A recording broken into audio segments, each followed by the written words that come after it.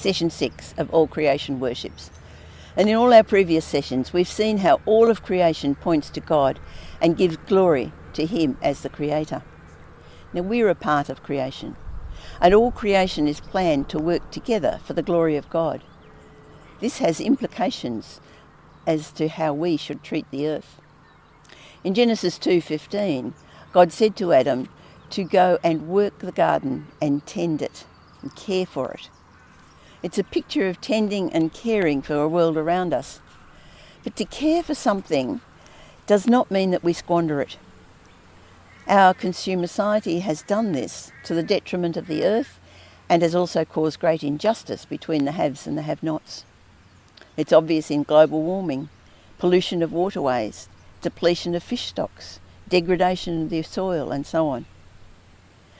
All creation has a God-given purpose, but we've tried to subject it to our will. And certainly we can develop nature to a certain extent, but we can never contravene God's purpose or provision without nature rebelling. And that's what we see happening. God gave us instructions on how to use creation. From His instructions to Adam to tend and care for the garden, to His instructions when they were entering the promised land, that they were to sow their crops for 6 years, but the 7th year they were not to do any tending of the crop. They could eat whatever was growing, but they weren't to work the land, because the land needed a rest. Now, this practice of fallow is a good one, and many people do it today, but with pressure to produce food, most people ignore it, and the land is becoming overworked. Consumerism overtakes care of the land. Our belief in God obliges us to care for His creation, and that includes the ground, the plants, the animals, and all human beings. This is where social justice comes in. Every human being has the same right to enjoy the gifts of creation. It is a gift, and it is to be shared equally amongst us. We are called to sometimes keep a rather difficult balance between a wise use of nature and making nature itself become the thing that we worship. So we abhor the indiscriminate cutting down of trees or bulldozing them, and yet we need sometimes to cut down a beautiful tree because it is a danger. So we get those who will bulldoze anything just to make money, and we'll get those who will chain themselves to a tree simply because it is a tree. God loves His creation and He cares for it. If we love God, then we need to love His creation and care for it. It's God's world. It needs to be handed on to the next generation in good shape. Where we are obedient to God, nature flourishes. Now, years ago, in a small valley in Guatemala was an area which had a terrible crime rate. And the leaders of the churches of the area got together to pray for their area. And as they got together and as they prayed, the crime rate began to drop, which was wonderful. But the amazing thing that happened was the land began to produce up to 10 times what it had been producing before. The harvest was so amazing that they were able to sell this abundance of crops. You see, being obedient to God doesn't just affect us, it affects the whole of creation.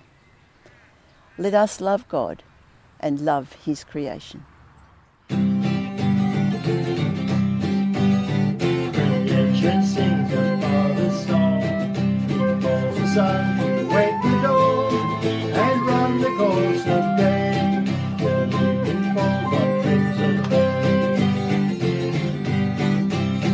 His fingertips will make the snow. His breath upon the spinning floor. It shouts the eagles fly.